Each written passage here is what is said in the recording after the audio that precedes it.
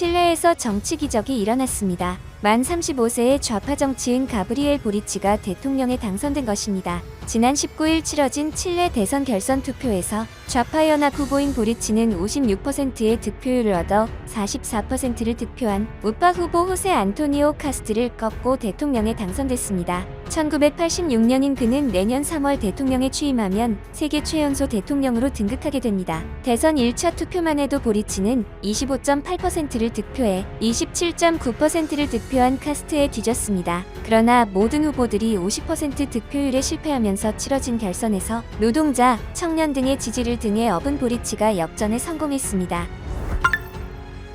구독과 좋아요 한 번씩 부탁드립니다.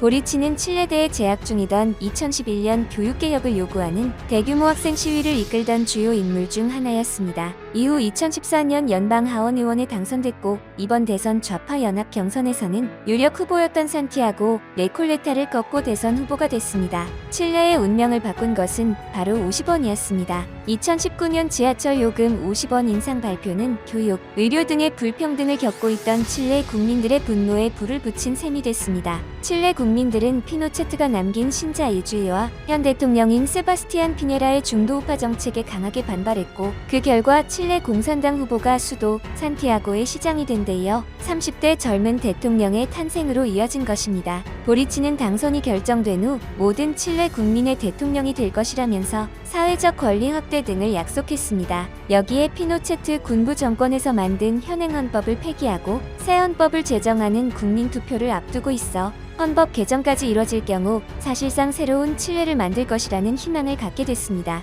보리치의 등장은 30대 대통령이라는 점과 함께 최근 남미에서 일고 있는 분홍 물결을 확인시켰다는 점에서 세계적인 주목을 받고 있습니다. 우고 차베스, 룰라 등으로 대표되던 남미의 좌파 정권이 잇따라 정치적인 한계를 드러내며 우파에게 자리를 내주자 일부 국내 보수 언론에서는 좌파 집권의 결과는 경제 파탄 등으로 이를 알렸습니다. 그러나 최근 우파의 경제 불평등, 여기에 코로나 대응 등의 문제가 겹치면서 멕시코, 아르헨티나, 페루 등이 잇따라 좌파 정치인의 손을 들어줬고 칠레 역시 좌파 정부를 택하면서 중남미의 변화는 막을 수 없는 상황으로 치닫게 됐습니다. 그런데 최연소 칠레 대통령의 당선부터 지하철 요금 50원 인상 시위까지 예상치 못한 그룹이 영향을 미쳤다고 밝혀졌는데요. 바로 K-팝 팬들의 영향입니다. 2019년 지하철 요금 인상 시위 당시 칠레 정부가 이번 시위 사태에 영향을 미친 세력 중 하나로 K-팝 팬들을 지목하는 보고서를 내 논란이 일었습니다. 칠레 언론들에 따르면 논란의 보고서는 칠레 내무부가 작성해 최근 검찰에 제출한 112쪽 분량으로 일간 라테르세라가 전날 그 내용을 공개하면서 알려졌습니다.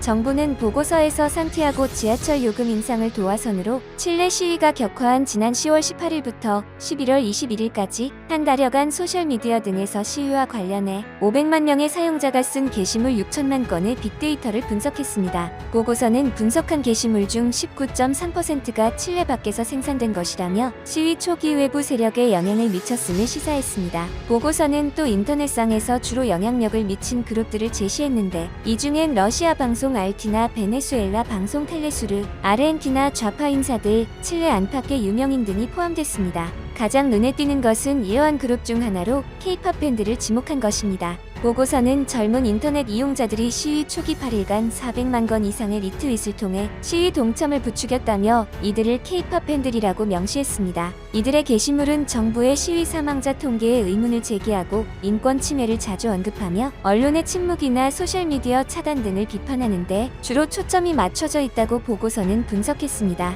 보고서는 또 이들 K-팝 팬 그룹이 시위 사태의 배후에 니콜라스 마두로 베네수엘라 정권이 있을 것이라는 의혹을 비웃거나 비꼬았으며 일부 대한 언론 매체에 큰 영향을 받는다고 설명했습니다. 이 같은 보고서 내용은 곧바로 논란을 불러왔는데요. 정부가 시위의 근본 원인이나 책임을 무시한 채 외부 세력에 책임을 떠넘기고 있다는 것이었습니다. 앞서 곤살로 블루멜 내무장관은 보고서와 관련해 빅데이터 기술과 정보통신 기술을 이용해 대단히 정교한 정보를 제출했다고 언급한 바 있습니다. 야당 카롤 카리올라 하원 의원은 트위터에 방금 내무장관이 말한 대단히 정교한 정보를 확인했다. 망신스럽다며 정부는 K-팝 팬 등의 책임을 씌우며 국내외적으로 비웃음을 사고 있다고 꼬집었습니다. 또 다른 야당 하원 의원 마르셀로 디아스도 세금을 엉뚱하게 썼다며 우리한테 필요한 건 정책이지 K-팝을 범죄자로 만드는 만드는 것이 아니다라고 비판했습니다. 야당은 내무부의 보고서 책임자가 누군지, 비용이 얼마나 들었는지 밝히라고 요구했습니다. 인터넷상에서는 K-팝 팬들을 중심으로 조롱이 잇따랐는데요.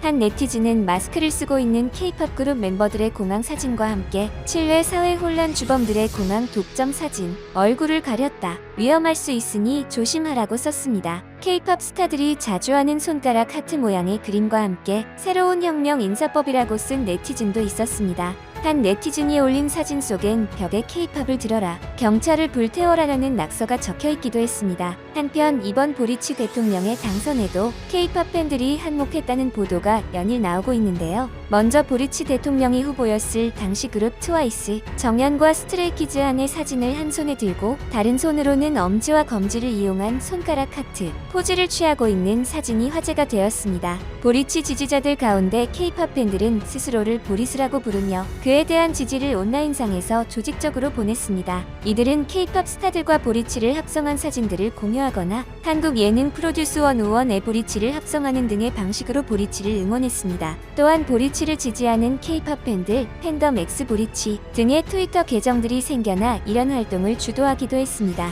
이 중 보리치를 지지하는 K-팝 팬들 계정은 칠레 19에서 37세 K-팝 팬 6명이 만든 것으로 민주주의를 위협하는 파시즘의 부상에 맞서 표를 던지고 단합하기 위해 모든 K-팝 팬들을 소환하고 싶다는 성명을 올리기도 했으며, 이들은 온라인 활동을 넘어 지난 16일 산티아고의 카페에서 보리치 캐릭터를 새긴 컵 홀더를 제작해 나눠주기도 했습니다. 이러한 응원에 보리치도 화답했습니다. 이에 대해 CNN 칠레는 16일 대선을 앞두고 인스타그램, 트위터 등 소셜미디어는 K-팝 팬들이 자신의 후보 취향과 의견 등을 표시하는 쇼케이스가 됐다고 보도했습니다. 한편 이처럼 K-팝 팬들의 영향력은 칠레에서만 벌어진 일이 아니었습니다. K-팝 팬덤의 정치적 영향력이 새삼 주목받은 건 작년 6월 20일 오클라호마주 털사에서 열린 트럼프 대통령의 유세를 폭망으로 이끌면서였습니다. 당시 트럼프 대통령은 100만 명이 털사에서 열리는 유세 티켓을 신청했다며 한껏 기대에 부풀었습니다. 트럼프 캠프는 경기장 밖 야외 무대도 준비했습니다. 그러나 유세 당일 현장에 나온 사람은 6,000명 남짓에 불과했으며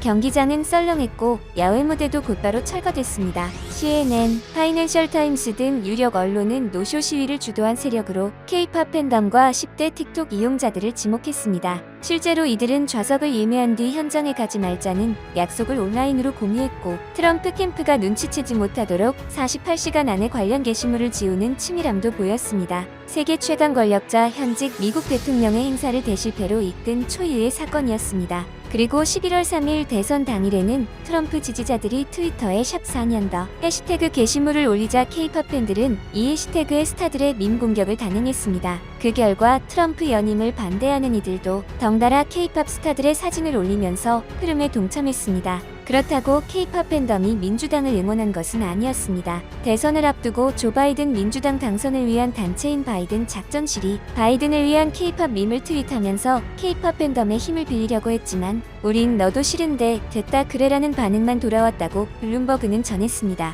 인종차별 같은 분명한 불의에는 저항하지만 과도한 정치색이 자신이 응원하는 스타에 악영향을 미칠 것을 우려하기 때문이라는 게 블룸버그의 분석입니다. 외신은 Z세대를 대표하는 K-팝 팬덤이 미국에서 정치, 사회운동의 물결을 일으키는 하나의 세력이 됐다고 평가하고 있습니다. 외교 전문지 더디 플루맷은 K-팝 팬덤이 점고 디지털 지식이 풍부하며 정치적 관심이 높은 Z세대의 표본으로서 온라인 운동가로 진화하는 건 놀라운 일이 아니다라면서 K-팝 팬덤은 강력한 네트워크를 동원해 효과적으로 디지털 운동을 조직하고 있다. 이들은 K-팝 산업뿐 아니라 정치적으로도 고려돼야 하는 하나의 세력이 됐음이 분명하다고 분석했습니다. 현재 한국의 K-팝이 다른 나라들의 정치에까지 영향을 미치는 현실입니다. 오늘도 영상 시청해주셔서 감사합니다. 매일 유익한 영상으로 찾아오도록 노력하겠습니다.